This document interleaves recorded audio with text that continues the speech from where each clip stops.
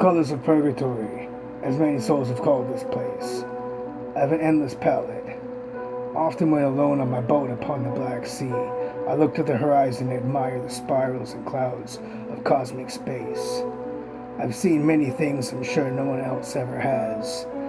Many things that would destroy a mortal soul. Such is the case of a Mr. Quincy Rogers.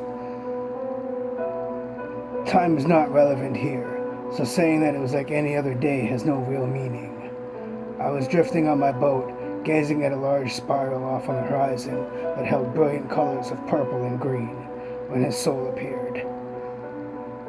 It was a large, fat, red blob, not much like a flame, like other souls. It dripped red pus, and I wished it would not settle on my ship. Alas, it sloshed its way over the side of my gondola and splattered on the seat. It took the form of a very overweight man who could scarcely see over his round tum. The boat teetered for a moment, then I pushed off and let it guide us towards the horizon. I don't speak to souls. I have no interest in mortal lives and unfulfilled wishes. Yet souls still feel the need to speak to me.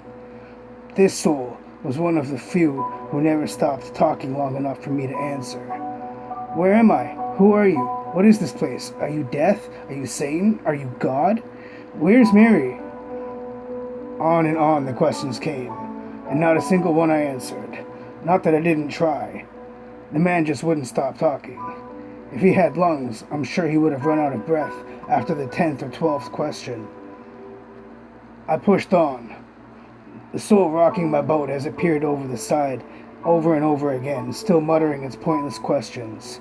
I had all but turned out the noise, when one question brought me back to attention. What's down there? Can I get back to Earth that way? The fat monstrosity before me, leaning heavily to the left, threatening to tip the little boat over. His beady eyes were peering down into the black abyss below, and I could see phantom sweat beading his large forehead. Before I could give any form of response, the obese soul rolled itself over the side and plummeted into the blackness below.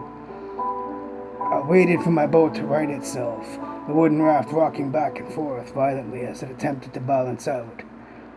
Once it was steadily upright, I peered over the side and witnessed what happened to those impatient souls. It plummeted into the abyss, and then he was caught by one of the things that lived below.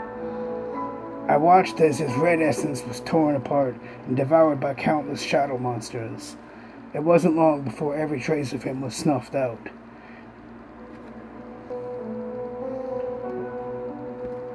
Bits and pieces of him filling the bellies of mindless animals. These creatures have been here even before the universe was born. They occupied that dead space, and once that first glimmer of light appeared, they started to devour it. They were older than time itself and held an endless hunger. Once a soul steps onto my boat, they cannot leave until I've reached their final door.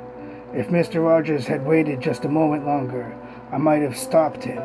Might. Now his soul exists no more, and no afterlife awaits him. So be the case for any impatient soul who dares leave my boat too early. I don't mind either way. My soul isn't the one being torn apart and erased for all of eternity.